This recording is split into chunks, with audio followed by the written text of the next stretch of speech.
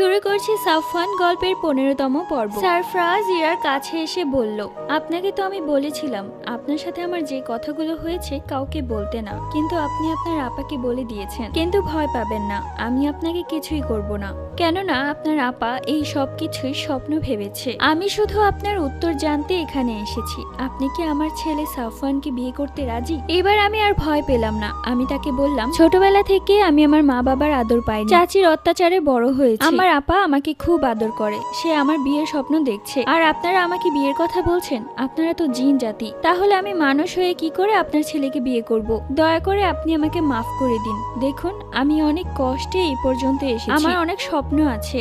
আমাকে যে বিয়ে করবে তিনি আমাকে খুব ভালোবাসবে। অবশ্যই সে মানুষ জাতি, কিন্তু জিন জাতিকে বিয়ে করে আমি আমার জীবনে আর কোনো দুঃখ আনতে চাই না। তখন সারফরাজ বলে, আপনার কথাগুলো শুনে আমি বেশ খুশি হয়েছি। আপনি আপনার মন থেকে সবকিছু